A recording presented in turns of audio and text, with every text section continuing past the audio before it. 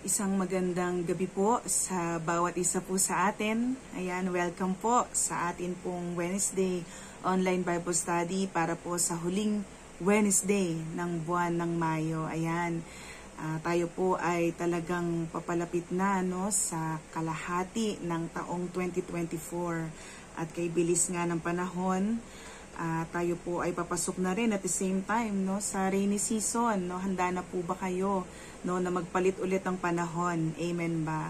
Pero gayon pa man, kahit maraming mga pagbabagong mangyayari marahil sa personal na buhay ng bawat isa, nawa yung ating pag-ibig, yung ating pananampalataya, yung ating pagtitiwala sa ating Panginoon, nawa ito ay manatili. Hindi po ito magbago pero patuloy na lumago kagaya po ng nais ng Panginoon para sa ating lahat. Amen. So bago po tayo magsimula sa atin pong pag-aaral sa gabing ito, nais ko po kayong anyayahan na manalangin bilang paghahanda po sa pag-aaral natin ng salita niya. Let us pray. Panginoon, salamat po sa gabing ito na ipinagkaloob niyo po sa amin dahil nagkatipon po kaming muli sa online Bible study na ito upang mapag-aralan ang iyong salita, matuto Panginoon, patuloy kang makilala din namin ang aming mga sarili-sarili at matutunan namin Panginoon ang mga paraan kung papaano kami mas makasusunod sa iyo, makapaglilingkod sa iyo. Gabayan mo nga po, Panginoon, ang bawat isa sa kanilang pakikinig. And dalangin ko, Panginoon, na ang lahat ng bagay na ihahayag mo po sa amin sa gabing ito ay patuloy, O Diyos, na mamunga at magamit namin, Panginoon, hindi lamang para sa aming sariling kapakinabangan, pero maging sa kapakinabangan ng iba and ultimately para sa kaluwalhatian ng inyong pangalan. Maraming salamat, Panginoon. Ikaw nga ang Diyos na mapagtagumpay. Ikaw ang Diyos na dakila at makapangyarihan. Pinupuri at pinasasalamatan ka namin. Ito po ang aming dalangin sa pangalan ni Jesus. Amen and amen. Ayan. Muli po, isang magandang gabi po sa bawat isa po sa atin. Ayan, tayo po ay muling mag-aaral ng salita ng Panginoon. And I encourage everyone na habang tayo po ay nag-aaral, ay meron po tayong katabing mga Biblia at nagte-take note po tayo upang sa ganon pagkatapos po ng online Bible study na ito ay magawa nating mabalikan kung ano po yung ating mga napakinggan at napag-aralan sa gabi ito. Ayan, so ayan, alam ko po na handa na po ang bawat isa, and of course, we encourage din ang lahat po ng nanonood ng Bible study na ito na ma-share po natin ito sa atin pong mga pamilya, sa ating mga kaibigan, lalo dito sa Facebook. Ayan, so salamat po sa bawat isa sa inyo pong suporta. So sa gabi pong ito, ang nais ko po na ating talakayin ay actually pagpapatuloy pa din ng mga nauna ko pong naituro sa inyo for the past months, patungkol po sa bunga ng banal na espiritu. And if you were with me nung nagsimula po tayo ng series po na ito, you will know na tayo po ay nasa ikalimang bahagi na po ng fruit of the Spirit. So ito po ay makikita natin sa Galatians chapter 5, beginning in verse 16 hanggang verse 25. Ayan. Pero for tonight, ang ating magiging focus ay nasa verses 22 and 23. Ayan. So in the past, kung gusto nyo rin pong mabalikan yung atin pong mga napag-aralan about walking by the Spirit, so pwede po ninyong i-check yung mga previous videos natin. So maaari naming mailagay yung mga links nung ibang mga katulad na videos nito para meron po kayong reference at makasabay po kayo kung ano po yung ating pag-uusapan ngayong gabi. So fruit of the Spirit, ayan. So bago po tayo mag-dive in kung ano po yung ating tutunghayan sa gabing ito, nais ko pong tayo ay mag-recall muna kung ano po yung ating mga natapos na nitong mga nakakaraan, no? Especially dito sa verses 22 and 23. Ayan, so dahil nga tayong lahat na nakakilala na, tayong lahat ay talagang pinananahanan na ng banal na Espiritu. Sabi ko nga po, napakahalaga ng gampanin na ginagawa ng banal na Espiritu sa ating mga buhay. Amen ba? No, siya ang ating selyo, no, siya ang ating marka o tatak na sumisimbolo na tayo ay talagang nasa Panginoon na. Tayo ay talagang ligtas na. Tayo ay talagang pinatawad na, pinawalang sala na. No, at kasabay po nun ang banal na Espiritu, no, siya po ang gumagabay sa atin. He is our helper. Amen ba? No, siya ang nagpapaunawa sa atin, no, ng lahat ng mga bagay patungkol sa ating Panginoon. No, siya ang nagiging saksi, no, kung sino ang Panginoong Hesus, no, sa ating buhay. No, he is the agent of our salvation. Amen ba? No, dahil siya ang naglalagay, no, nung kaisipan na makilala natin ng lubusan ng ating Panginoong Hesus. At higit pa rito, no, bukod pa rito, no, mga kapatid, no, isa rin talaga sa pinakamagagandang bagay na ginagawa ng banal na Espiritu sa mga buhay ng mga nakakilala ay walang iba kung hindi ang pamumunga. Amen ba? Yung pagkakaroon ng isang dekalidad na buhay na nais ng Panginoon na mapa sa atin bilang kanyang mga anak. Amen ba?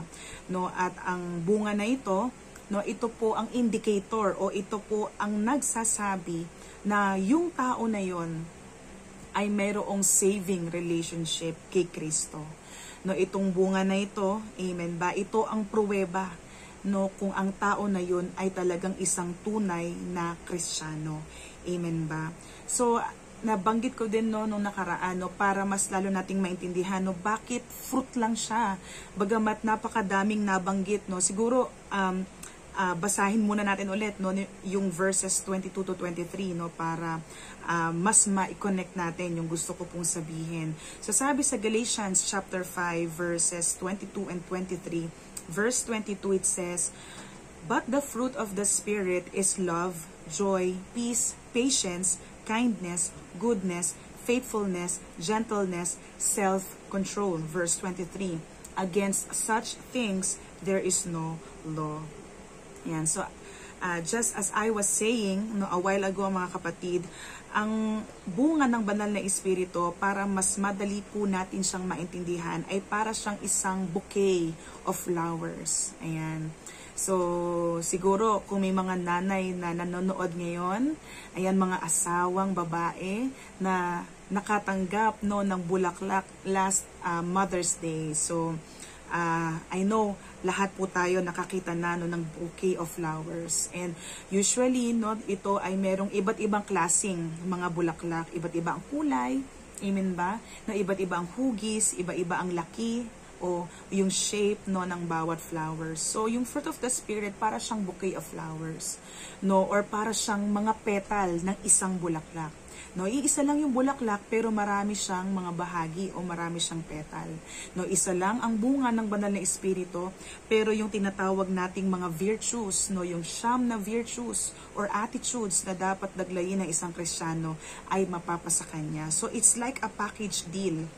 No, mga kapatid, it is a collective gift from God. So you can't have one without having the other. No, hindi po pwedeng piliin natin kung ano lang yung gusto natin na makuha, no, mula sa banal na Espiritu, na gusto ko love lang, gusto ko puro joy lang, gusto ko puro peace lang. No, laging package deal, no, na magbigay, no, ang banal na Espiritu sa atin kung ang pag-uusapan ay yung fruit. So sa isang Christian na pinapanahanan ng banal na Espiritu, no, tinataglay niya ang lahat ng ito kung siya ay tunay na pinapanahanan nga ng banal na Espiritu. And these attitudes, amen, no, ito ang magre-reflect, no, sa ating mga actions. Amen ba?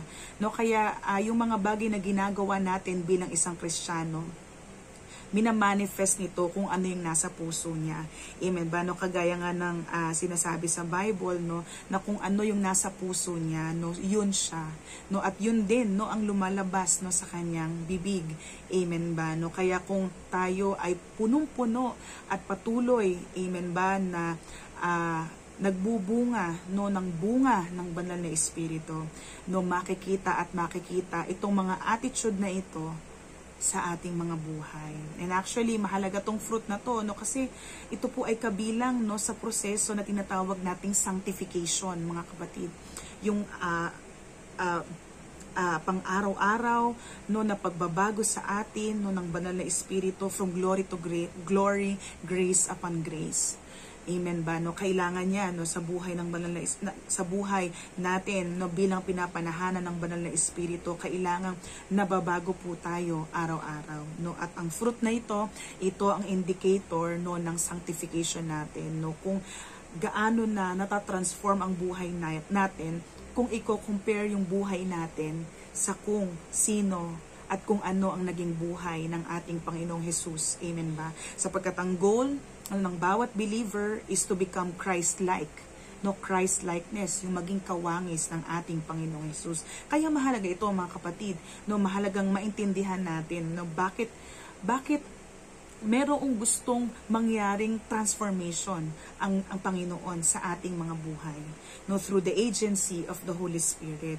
So, natapos na po tayo, no, sa first 4 na virtues o mga bahagi ng bunga na ito, no. Natakil natin about love, and we know that this kind of love is the love at the highest level. It is the noblest kind of love, and it is the very character, or it is the characteristic of our God, no. And ito yung dapat, no, na nakikita sa atin. We should be loving because our God is loving. Pangalawa, we have tackled about joy, no. Ito pong joy na ito, kung i-compare natin siya sa happiness, it is a deep-seated joy na hindi siya affected, no, ng circumstances na pinagdaraanan ng isang tao, na kahit na mayroong problema, na kahit mayroong mga pagsubok, yung joy na yon nananatili, no, na ang ibinubunga noon, ang ibinibigay noon is talagang satisfaction and contentment, no, yung pagiging satisfied at contented, no, sa buhay. And then, no, sa pangatlo, we have also dealt with peace. No, sabi nga, no, dahil tayo ay nakipagpayapa na sa ating Diyos, kaya ngayon mayroon na tayong kapayapaan ng Diyos. Because we are now at peace with God, we now have the peace of God. No, tunay lamang po nating mararanasan talaga yung peace that transcends all understanding if we are, or when we are at peace with God. No, kasi kung hindi po tayo tunay na nakipagpayapa na sa Panginoon, wala pong tunay na kapayapaan talaga. No, kung hindi namatay ang ating Panginoong Hesus sa krus ng Kalbaryo para magkaroon ng opportunity na tayo ay makaisa ng ating Panginoon, no, hindi po posible ang peace. No, that's how important it is, no, mga kapatid. And then just last month, no, tayo po ay natapos, no, sa topic about patience. Amen. At syempre, no, sino po ba ang pinakamagandang example nito kung hindi ang ating Panginoon din? No, because our God is patient. He is slow to anger. Makrothumia. Amen ba? No, nagawa niyang ibigay ang kanyang buhay para sa atin. No, ganoon kahaba, no, ang presensya ng Panginoon, and even up to this point, no, sabi nga, no, God is not slow in keeping His promise, no, 'di ba? Sabi nga sa kanyang salita, no, but He is patient, no, sa mga tao, no, dahil nais niya na makakilala sila, nais nila na sila ay maligtas. Amen ba? So that's patience, no, love, joy, peace, patience. And for today, for tonight, no, mga kapatid, ang nais ko po, no, na ibahagi po sa bawat isa sa atin ay yung panglimang bahagi, which is kindness. Ayan, kindness. Ayan. So, just like the first 4 virtues na ating napag-usapan, no, para mas lalo nating maintindihan, no, yung dynamics ng virtue na ito, no, pag-aaralan natin o itatakel natin, una ang kanyang nature, pangalawa yung example, pangatlo yung command, and yung pang-apat is yung power. So umpisahan po natin sa nature, mga kapatid. So saan ba nagmula itong kindness na ito? Itong English word na kindness ay mula po no sa salitang Griego na Christotes. Yan. So I hope no napo-pronounce ko po siya ng maayos. Christotes. Ayan. Which is sometimes translated as gentleness. No, kaya nga doon sa isang virtue na faithfulness, gentleness. Ayan. So some point no na nakukoin sila, no, nare-relate sila. No, if you are kind, then you are also gentle. Ayan. So, what does it mean? No, yung ibig sabihin po ng kindness, it is essentially the goodness of heart. No, yung kabaitan talaga, yung kabutihan talaga no ng puso. It is a high level of noble virtue that seeks always to do good. Yung talagang hinahanap niyang gumawa ng mabuti. No, mabuti para sa kabutihan ng iba, amen, no, para sa kaluwalhatian ng Diyos, no, it is essentially the goodness of heart, no, and para mas maintindihan natin lalo itong kindness na ito, nais ko pong basahin natin yung Romans chapter 3 verse 12. Sabi dito, all have turned aside, together they have become worthless, no one does good, not even one. So I know for some or for many of us ay na-encounter na po natin ang verse na ito from Romans 3 verse 12, no? Ang lahat ay tumalikod. Amen ba? Ang lahat no ay gumagawa ng mga bagay na walang halaga, no, nang walang saysay, walang gumagawa ng mabuti kahit isa man. No, yan ang sinasabi sa Romans 3 verse 12, no. And kung gagamitin natin no yung word na yung Greek word na Christotes, no, it goes like this, or it is translated as this, mga kapatid. No one does kindness, not even one. No, and this is essentially true, no, mga kapatid, no, bilang mga makasalanan, hindi innate sa atin ang gumawa ng mabuti because of our sinful nature. Tama po ba, no, mga kapatid? No, dahil hindi innate sa atin no, na gumawa ng mabuti, dahil tayo ay noon, nung hindi pa tayo nakakakilala ng tuluyan sa Panginoon, hindi natin makagawa talaga ng mabuti sa iba. Amen. No, kaya nga lalong tumagal no ang kapangyarihan ng kasalanan no sa sanlibutan, no, kasi walang tao ang kayang makaperfect no ng paggawa ng kindness. Amen ba? No, walang sino man, no. Usually, no, lalo sa panahon natin ngayon, no, gumawa ang isang tao ng mabuti, kadalasan merong kapalit. No, hindi man material na bagay, pero yung kapalit na pagtingin, no, parang ganyan. Kapalit na ikaw ay maparangalan, 'di ba? So laging merong kapalit, no, ayan.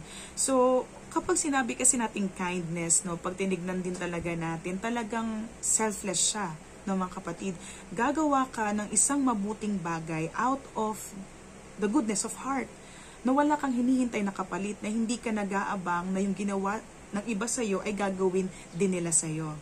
No, just like kung ano ang tinuturo ng kultura sa atin ngayon.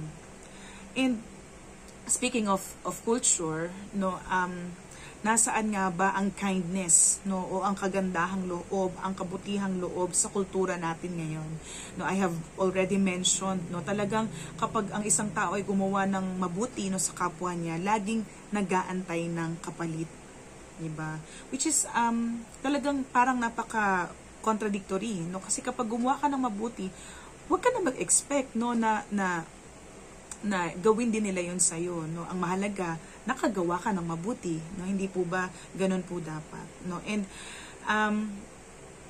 ang hirap sa ngayon, no, even sa mga videos, no, na mapapanood natin in our social media accounts, no, talagang napakadalang talaga tayo na makakita ng mga tao na gumagawa ng kabutihan out of the goodness of his heart, or of her heart, no. There's really no one doing true kindness, no, or sincere kindness, no. Laging merong kapalit, no. Hindi man niya to salitain, pero at the back of his or her mind, sana ma-rewardan ako o magantimpalaan ako sa ginawa kong mabuti, diba, no. Laging parang reward system no, yung situation. Amen ba? And kung i-contrast natin ito, no, sa Titus chapter 3 verses 4 to 5, kung isa side by side natin siya, no, sa kagandahang loob ng ating tagapagligtas, no, ang ating Savior, walang iba kundi ang ating Panginoong Jesus, no. We can see here, no, sa Titus chapter 3, because of the kindness of God our Savior and His love for us, He saved us. Amen ba? Dahil sa kagandahang loob niya at sa pag-ibig niya para sa atin, iniligtas niya tayo. So kindness, no, ay maaari din natin itong i-describe as the goodness of heart that intends the very best for others. No, yung lagi kang nakatingin sa welfare ng ibang tao, no, hindi ka lang gumagawa ng mabuti for the sake of doing good, pero yung pinakamainam, no, yung ibinibigay mo para sa iba. Ayan. And ito yung uri talaga ng kindness na ipinakita sa atin ng ating Panginoong Jesus. Amen ba? Na kahit na tayo ay makasalanan pa, kahit tayo ay mga kaaway pa niya, ang ating Panginoong Jesus ay namatay na para sa atin. Amen ba? No, at ito yung virtue na kung saan ang banal na Espiritu nais niyang maipamunga, no, sa ating mga buhay. Amen ba? Sabi nga po sa Ephesians chapter 2 verses 4 to 7, sabi diyan, but God, being rich in mercy because of the great love with which He loved us, even when we were dead in our trespasses, made us alive together by Christ. By grace you have been saved, and raised us up with Him, and seated us with Him in the heavenly places in Christ Jesus, so that in the coming ages He might show the immeasurable riches of His grace in kindness toward us in Christ Jesus. Di ba po, no, napakaganda mga kapatid, na this really means that God saved us so that He can lavish the full measure of His kindness to us for all eternity. No? Kaya tayo iniligtas ng Panginoon upang sa ganon kapag nakasama natin siya sa pangwalang hanggan, ay maranasan natin yung ganap na kagandahang loob niya. No, kung sa buhay pa lamang na ito nararanasan na natin siya, no, higit pa yung nais na iparanas ng Diyos sa atin na kindness niya sa pangwalang hanggan. And that's how good God's heart is for us. No, this is how His kindness work in the life of every believer, not just in this lifetime, but in the life to come. Amen po ba? No, amen po ba? No, isang amen nga po diyan, no, mga kapatid. No, that's how kind, that's how good our Lord is.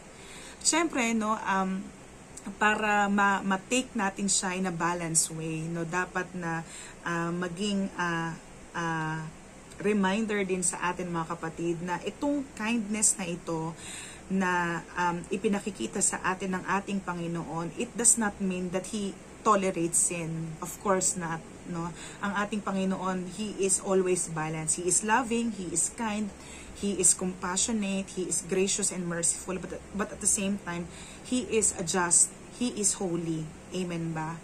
No? This kind of kindness does not mean tolerating sin. Amen ba? No, makikita din natin yan, no, sa Numbers 14 verse 18 that despite na ang Panginoon ay nagpapakita ng kagandahang loob niya sa sangkatauhan, no, does not mean that He will clear the guilty. Amen ba? So it is still true, the kindness of God, no, mga kapatid, na yung kapangyarihan ng kasalanan, no, yung guilt and shame dahil sa kasalanan na yun, it was nailed on the cross. Amen ba? No, kung hindi dahil sa kindness na yun ng Panginoon na hindi nagtotolerate ng sin, walang krus, no? Walang mamamatay, no, sa krus ng Kalbaryo. But because God is so kind, no, ipinadala niya ang kanyang nag-iisa at buktong na anak na kung saan siya ang pinarusahan upang sa ganon siya ang makapag-satisfy nung justice na yon.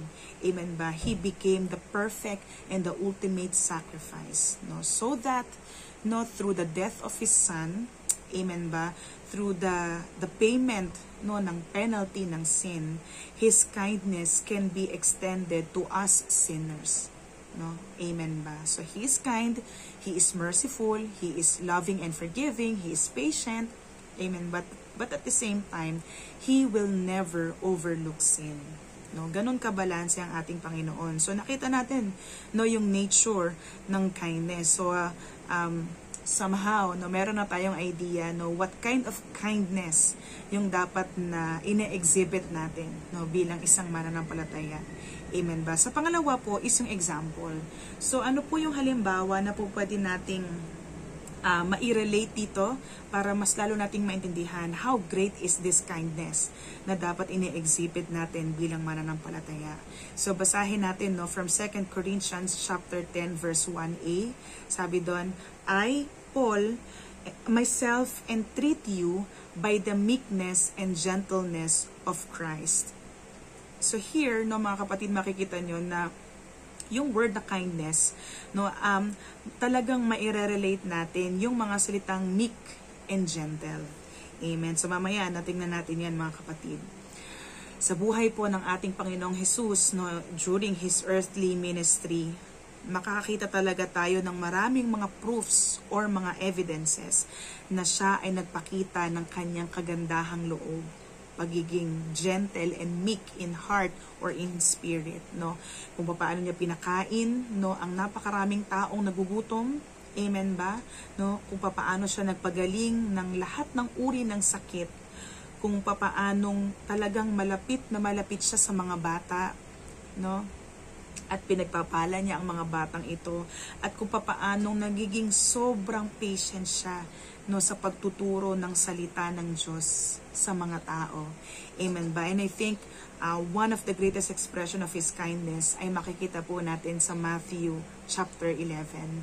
No, ito po ay paanyaya talaga no sa mga tao na gustong maranasan yung great kindness ng ating Panginoon. And actually, it is an invitation to salvation.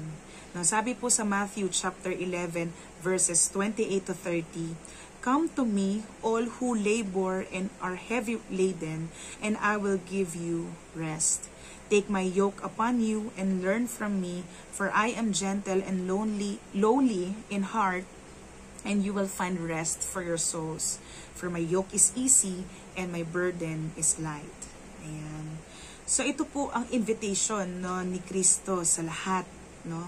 That He is gentle, that He is tender, that He is meek, and He is kind. And He desires to show His kindness, so we must come to Him. No, come to me, lumapit kayo sa akin.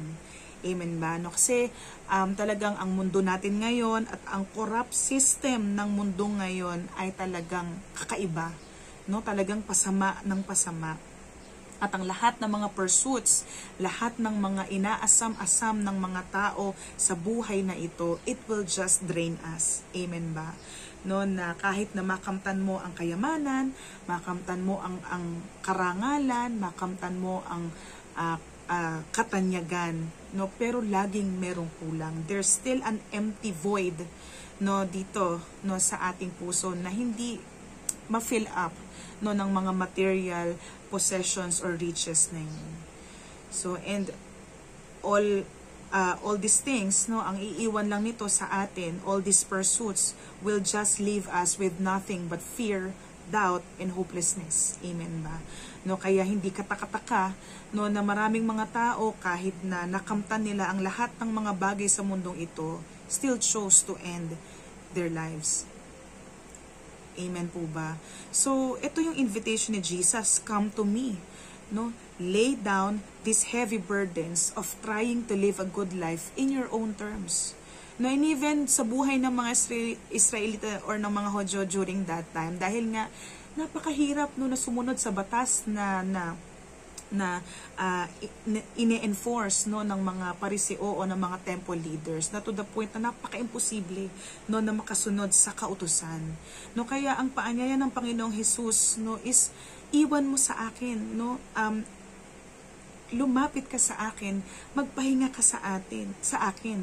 No, itong mga dala-dala mo na ito for trying to be at peace with God, for trying to live a good life para ikaw ay ma-accept sa kaharian ng Panginoon. No, hindi mo na siya kailangan, just come to me. come to me and rest in me. Diba? No, napakaganda no ng paanyaya ng ating Panginoon. No, at kung i-compare siya no sa napakahirap na mga standards no ng law o ng kautusan. No, sabi dito ng ating Panginoon, for my yoke is easy and my burden is light. For I am gentle and lowly in heart. So there's no greater example when it comes to kindness kundi ang ating Panginoong Jesus lamang. Amen ba? He is always the perfect example no of kindness. Amen. Yung ibigay niya ang buhay niya no kahit na siya ay inalipusta, siya ay niyurak-yurakan, no siya ay nilapas tangan, pero still he gave his life for our salvation, for our redemption, for our justification. Amen ba? So that's the second, no, yan ang example. Pangatlo, command. Ayan. So now we know the nature and the example of kindness. And of course, no, bilang tayo ay mga tagasunod ng ating Panginoong Jesus, we are also commanded to be kind. No, just like we are commanded to be loving, no, to be joyful, to be at peace, amen ba, and to be patient, we are also commanded to be kind. No, and since si Jesus ang nag-set ng standards or ng example of what kindness is and how to do it, we are then commanded to exhibit it. No, dahil may nagbigay na example, ibig sabihin, hindi siya imposible. Lalong higit ko ang banal na espiritu ay nasa atin. Amen ba? And just as He is gentle and tender and seek the very best for us, we should become the same. We should do the same. No, dahil yung pinakamainam ang ibinigay niya para sa atin bilang kanyang mga anak, bilang kanyang mga lingkod, nais ng Panginoon na ibigay din natin ang pinakamainam para sa iba. Amen ba? Nakakilala man sila o hindi sa Kanya. Sabi po sa Colossians chapter 3 verse 12, put on then as God's chosen ones, holy and beloved, compassionate hearts, kindness, humility, meekness, and patience. Now you see, no, dito sa Colossians chapter 3 verse 12, kung papaano nagtatagni-tagni yung bawat mga attitudes na to, yung compassion, yung kindness, yung humility, meekness, and patience. No, talagang sanga-sanga siya. No, kaya nga sabi ko nga po sa inyo, yung bunga ng banal na espiritu, it is a package deal. No, hindi po pwedeng nag-i-exhibit ka lang ng isa, tapos hindi mo ipinakikita o ini-express yung ibang virtues. No, it goes hand in hand, no, mga kapatid. And then in Romans 11 verses 22, it says, note then that the kindness and the severity of God, the severity toward those who have fallen, but God's kindness to you, provided you continue in His kindness. Otherwise, you too will be cut off. Ano po ibig sabihin itong Romans 11 verse 22? No, nung tayo po ay inutusan that we must continue in His kindness or continue in the kindness of God, it doesn't just mean to constantly experience His kindness, na tayo lang yung receiver. Amen? No? It also means that because that since God is so kind to us, we must also be marked by our kindness towards others. Amen ba? So hindi lang tayo yung laging nasa receiving, dapat tayo yung nasa giving din. Diba? Sabi nga, it is better to give than to receive. No? And talagang mas pinagpapala talaga ang nagbibigay. So to constantly or to continue in the kindness of God means we should also be marked by our kindness towards others because our God is so kind. Amen ba? Yan. So, in Titus 3 verse 2, so ito po, no, nagbabanggit po ako ng mga verses, no, for us to better understand, no, na ito pong mga bagay po na ito ay kailangan nating gawin. So, sabi dyan, Titus 3 verse 2, to speak evil of no one, to avoid quarreling, to be gentle, and to show perfect courtesy toward all people. So, sabi dyan, no, to speak evil of no one, no, huwag magsalita, no, ng masama, no, kahit sino man, no, huwag tayo mag-away, no, maging mahinahon at maging magalang. Amen ba? Magbigay respeto, no, sa lahat ng tao. We are to be gentle and we are to show consideration for all men. That is how we are to be kind, no, sa ating kapwa. Of course, no, pwedeng sabihin nyo na we cannot perfect this, no? Mga kapatid, no? Pwede mong sabihin na imposible ata to, no, na lagi-lagi ko tong gawin, no? Kaya nga we need, no, the power and the presence of the Holy Spirit. Of course, magkakamali at magkukulang tayo, magkakamali tayo mga kapatid, no? We cannot attain perfection in terms of kindness in this lifetime, but we have to strive to be kind. Amen ba? No, hindi excuse na hindi natin mapo-perfect ito, no, para hindi natin pagsumikapan at pagsumakitang magpakita ng kagandahang loob sa ibang tao, no, kahit gaano siya kahirap, no, even to the point of extending this kind of kindness sa ating mga kaaway, no, sa mga nakaka-misunderstood sa atin, no, sa mga taong nagpa-persecute sa atin. Amen ba? No, 2 Corinthians chapter 2 verse 24, it says, "And the Lord's servant must not be quarrelsome, but kind to everyone, able to teach, patiently enduring evil." Sabi dyan, ang lahat ng mga lingkod ng Panginoon na hindi dapat nakikipag-away o gumagawa ng gulo. Amen ba? Pero dapat sila ang mga agent, no, sila ang mga instrumento ng kagandahang loob sa lahat ng tao. Amen ba? No, to be kind to all. So ito po yung mga inuutos sa atin, no, kung ang pag-uusapan is yung kindness, because our God is so kind to us. No, we must also be marked by the same kindness towards others. Amen po ba? And then lastly, no, is power. No, where can we get, no, this ability or this opportunity, no, yung kakayahan na tayo ay maging kind, no, maging mabuti at maging mabait at the same time, no, sa ibang tao. Of course, no, ito ay walang iba kung hindi sa tulong ng banal na Espiritu. No, kaya nga as I have said sa pasimula pa lang, no, magiging posible, no, na maging at work ang bunga ng banal na Espiritu kung sumasa atin siya. Amen ba? So we need divine help, no, from the Holy Spirit to fill us up, no. Sabi po sa 2 Corinthians chapter 6 verse 6, "By purity, knowledge, patience, kindness, the Holy Spirit, genuine love." No, sa ibang version ito po ang ginamit. In purity, in knowledge, in patience, in kindness, in the Holy Spirit. In kindness, in the Holy Spirit. Amen ba?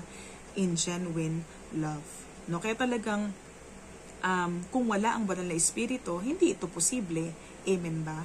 No, we cannot strive to become kinder, to be kind, no, sa ating mga kapatiran o sa ating mga kakilala, no, na hindi pa sumasampalataya ng lubusan sa Panginoon kung wala, no, ang pagtulong ng banal na Espiritu.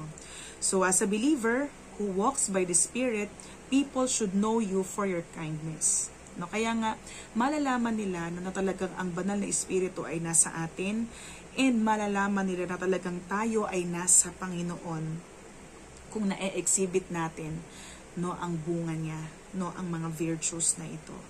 Having that goodness of heart to seek the very best for others.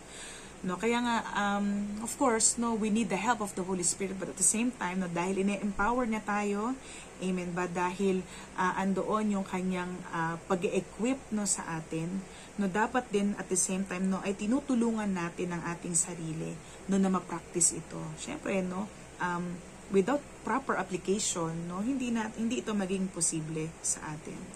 We are commanded to be known by our kindness, no, because we are Christians. Amen ba? And Christ is kind. Amen ba?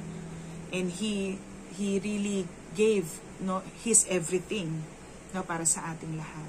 Amen ba? So, and being kind, no, will be our platform on which we can proclaim the gospel. Amen ba? No? Kasi people will be curious, no, bakit sa kabila nung lahat ng mga nararanasan nito, kahit may mga opposition sa taong ito, bakit nagagawa pa rin niyang magpakita ng kindness sa ibang tao? And sa ating buhay, no, mga kapatid, if we are going to claim that Christ transforms lives. No, then itong fruit na ito, itong virtues na ito, and specifically itong kindness na ito na ating pinag-aaralan ngayon, no, should be a transformation on display sa ating mga buhay that will speak a powerful testimony, no, of the work, no, of the power of the Holy Spirit, of the gospel of Christ in us. Amen po ba, no, mga kapatid, no? Kaya hindi po siya imposible, no, na maging mabuti pa rin, gumawa pa rin ng mabuti, no, para sa iba, no, kahit na ang mundo natin ay hindi pa buti, no, hindi siya pa okay, no, pero ang mahalaga tayo na mga ambassadors, no, ng ating Panginoong Hesus, no, dapat tayo yung pabuti ng pabuti. Amen ba? Again, we are the salt of the earth. Amen ba? And isa, no, sa napakagandang qualities, no, ng isang salt is to preserve. Amen ba? No, and maybe one of the reason, no, kung bakit meron pa rin talaga tayo nakikitang brighter side, no, sa mundong ito despite ng lahat ng mga mapapait, no, na pangyayari, no, sa panahon natin ngayon is because of those believers who are really acting as the salt of the earth. No, at kasama ka doon, no, mga kapatid, kasama tayo doon. Amen ba? So naman po, no, marami po kayong natutunan, no, sa gabing ito, no, sa pag-aaral po natin ng salita ng Diyos, and my prayer and my hope is that if we struggle to be kind, no, we can always ask God, no, for guidance, amen ba, for wisdom, no, and syempre nandiyan ang kanyang salita, no, kaya nga the Bible is meant to be read, no, ang Biblia ay talaga namang dinisenyo para basahin, no, and marami pa po akong mga Bible verse na hindi na quote kung ang pag-uusapan is yung topic about kindness, no. We can search through the Bible, no, about kindness, and even the examples, no, ng mga taong ginamit ng Panginoon kung ang pag-uusapan ay kindness. Amen po ba? So salamat po sa bawat isa po na nakinig sa gabing ito, and let us close through this prayer. Amen. Muli, O Diyos, pinupuri at pinasasalamatan ka namin sa gabing ito na ipinagkaloob mo po sa amin. Salamat, Lord, for giving us this great opportunity to learn from you again, from your word. Lord, kung papaano pa namin mas mapapalawig, Lord, yung aming kakayahan na maging isang powerful testimony, Lord, sa ibang tao. And what we have learned today, O God, is on how to be kind, just like how you are so kind. Lord, alam ko po, Panginoon, na it is not an easy journey, Panginoon. Minsan, maaari kaming ma-impluwensyahan, Lord, ng anger, ng bitterness, Lord, ng envy or ng jealousy, Lord, that we may forget to be kind, Panginoon. Pero Lord, kahit na hindi mabuti, Lord, yung mga bagay na ginagawa sa amin, Lord, it is not an excuse para hindi kami maging mabuti at gumawa ng mabuti, Panginoon. Dahil, Lord, ang example namin hindi tao, ang example namin ay kayo. Lord, sa lahat po ng nakinig sa gabing ito, I pray that may you empower them with your word, may you sanctify them with your truth, because your word is true, O God. And thank you for the leading, the guidance, and the wisdom from the Holy Spirit para patuloy naming maintindihan pa, Lord, ang salita mo. Salamat, Panginoon. Lord, continue, Lord, to guide them, keep them safe, Panginoon.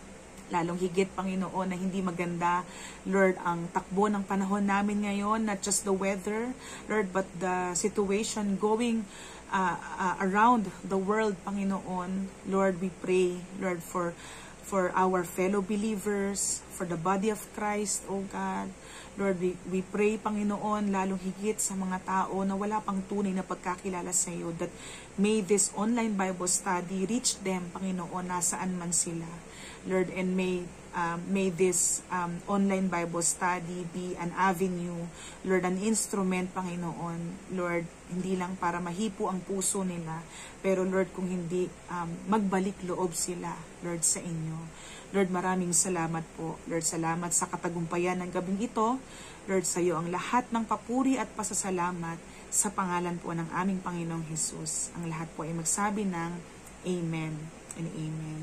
Muli po, isang magandang gabi po sa ating lahat. Ayan. At kung nais nyo po na masundan pa ang ilan pong mga live video or mga live streaming videos po namin na i-follow, i-like po ninyo ang Unchangeable God Commission Church dito po sa Facebook. At kung meron po kayong mga prayer request, feel free to message us.